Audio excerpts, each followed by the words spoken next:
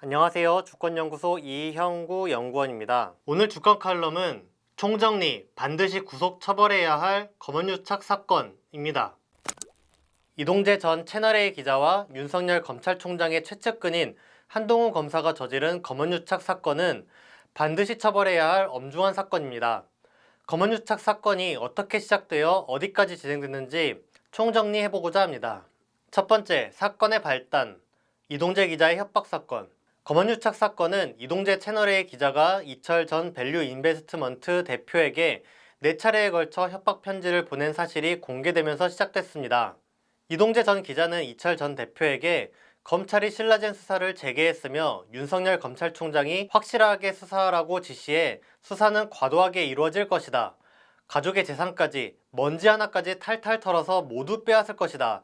라고 협박하며 이를 막고 싶으면 유시민 전 장관에게 강연료를 얼마 주었는지 알려달라 라고 요구했습니다. 이동재 전 기자는 편지에서 대표님께서 생각하실 시간은 3월 중순까지 15일 정도 남았다고 말씀드립니다. 라고 결정을 내려야 할 마지노선도 언급했습니다. 시한을 3월 중순까지로 못 박은 건 4월 총선에 이용하기 위해서였을 것입니다. 이동재 전 기자가 잘못을 저질렀다는 것은 이미 명백한 사실입니다. 서울중앙지방법원은 7월 17일 이미 범죄와 관련한 상당한 자료들이 있고 증거를 인멸할 우려도 높아 보인다며 이동재 기자를 구속했습니다. 두 번째, 검찰이 어디까지 연관되어 있는가? 현재 검언유착 사건의 화두는 한동훈 검사가 사건에 얼마나 연루되어 있느냐 하는 것입니다. 이동재 전 기자는 자신이 검찰과 연계되어 있다는 걸 증명하기 위해 이철 전 대표에게 한동훈 검사의 육성 녹음 파일을 들려준 바 있습니다. 처음에 한동훈 검사는 녹음 파일의 존재를 부인했었습니다. 신라젠 사건과 관련한 대화나 발언, 통화 자체를 한 적이 없다 라며 따라서 당연히 녹취록 같은 대화도 존재할 수 없다 라고 항변했습니다. 그러나 한동훈 검사의 말은 거짓임이 곧 드러났습니다. 채널A 법무팀 백승호 기자 핸드폰에서 한동훈 검사와 이동재 전 기자가 대화를 나눈 녹음 파일이 나온 것입니다.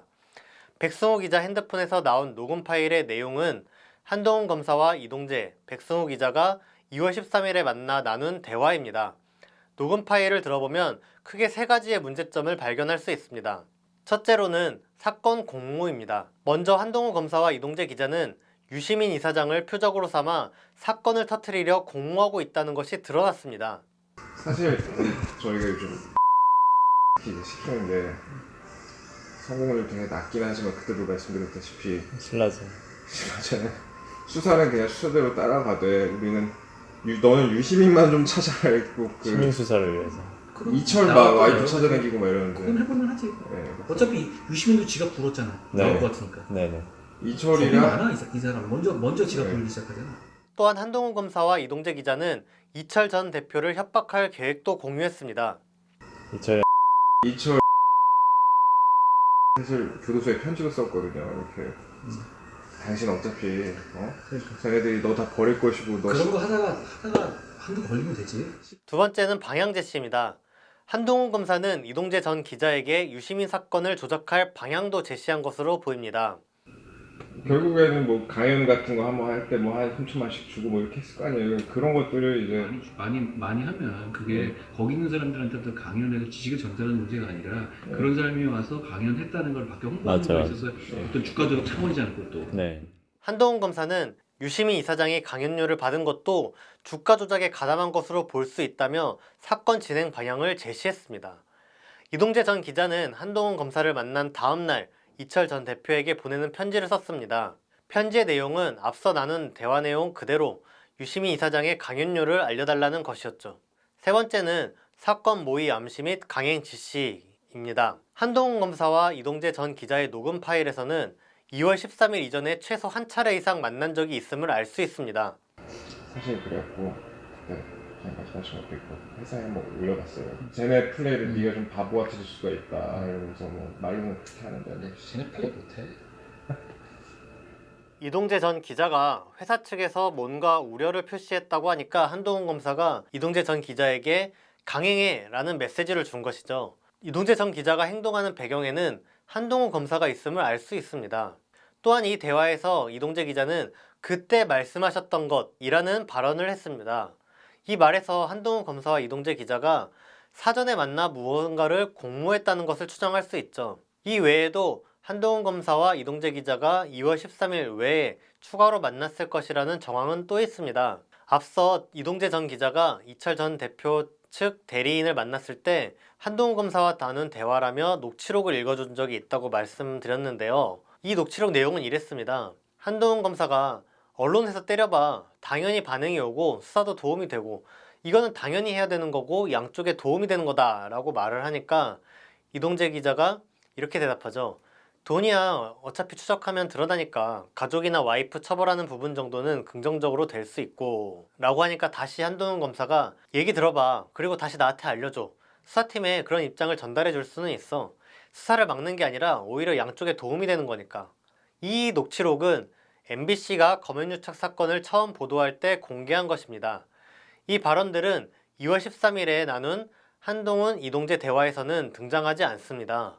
그렇다면 이동재 전 기자가 이철 전 대표 측에게 읽어준 녹취록은 2월 13일이 아닌 다른 날 나온 대화라고 볼 수 있겠죠. 수사팀은 한동훈 검사와 이동재 기자가 몇 번이나 만났고 무슨 이야기를 나눴는지 철저히 밝혀야 할 것입니다.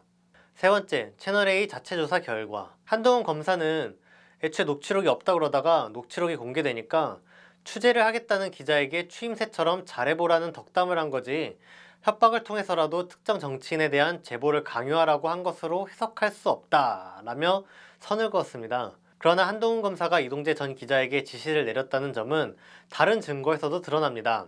앞서 채널A는 이철 전 대표 협박 사건이 터지자 자체 조사를 해서 발표한 바 있습니다. 아마 채널A로서는 회사 차원에서 조직적으로 벌인 일이 아님을 증명하기 위해 노력했겠죠. 그 때문인지 채널A 조사 결과 보고서에서는 한동훈 검사가 지시를 한 정황이 고스란히 담겨 있습니다. 결과 보고서를 보면 이렇죠. 이동재 기자가 한동훈 검사에게 기사를 안 쓰면 그만인데 위험하게는 못하겠다 라고 했더니 한동훈 검사가 만나봐 그래도 하는 거야 라고 요구했습니다. 이동재 기자는 위험을 무릅쓰면서까지 강행할 마음은 없었는데 한동훈 검사가 밀어붙였다고 볼 수 있는 대목이죠. 한동훈 검사는 이동재 전 기자에게 어디까지 나왔어? 라고 상황을 점검하기도 했습니다. 이동재 전 기자가 아무것도 못 받았어요 라고 대답하니까 한동훈 검사는 일단 그래도 만나보고 나를 팔아. 내 이름을 팔라는 거죠. 라면서 연거푸 적용했습니다. 이것만 봐도 한동훈 검사와 이동재 기자가 공모해 검언유착 사건을 일으켰다는 게 명백해 보입니다. 현재 한동훈 검사에 대한 기소 혹은 구속 여부가 뜨거운 감자인데요.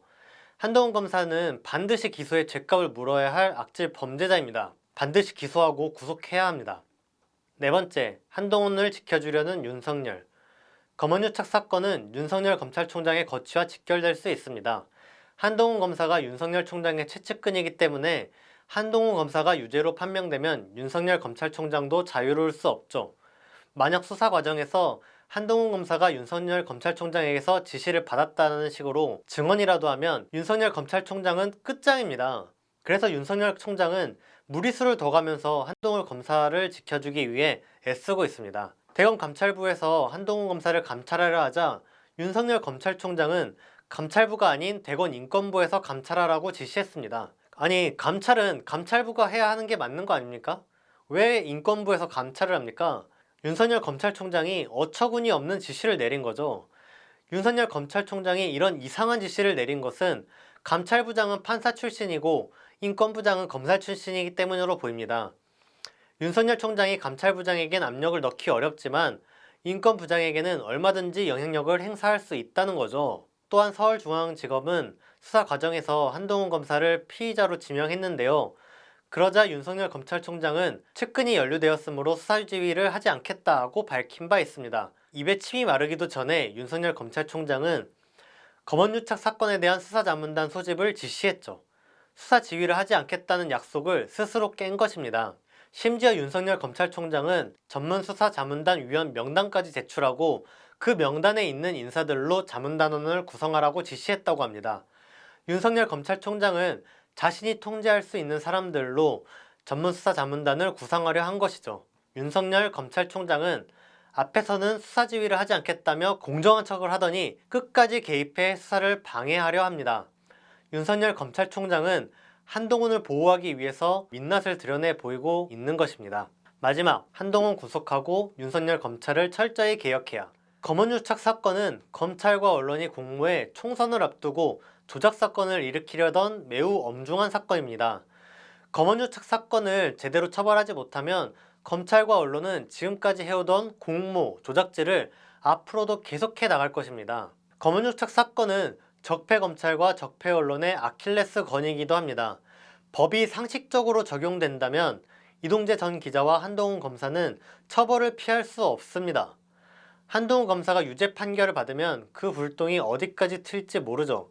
그렇기 때문에 윤석열 검찰총장이 유독 무리수를 써가면서 수사를 방해한 것입니다. 물론 검언유착 사건이 적폐들의 아킬레스 건인 만큼 앞으로도 순순히 수사에 응하지 않을 것입니다. 난관이 있겠죠. 하지만 그럼에도 불구하고 검언유착 사건을 철저히 수사하고 엄중히 처벌해야 합니다. 그래서 오늘날 우리나라에서 가장 기승을 부리는 언론과 검찰, 이 두 적폐 집단을 청산해야 합니다. 오늘 주간 칼럼은 여기까지 하겠습니다. 감사합니다.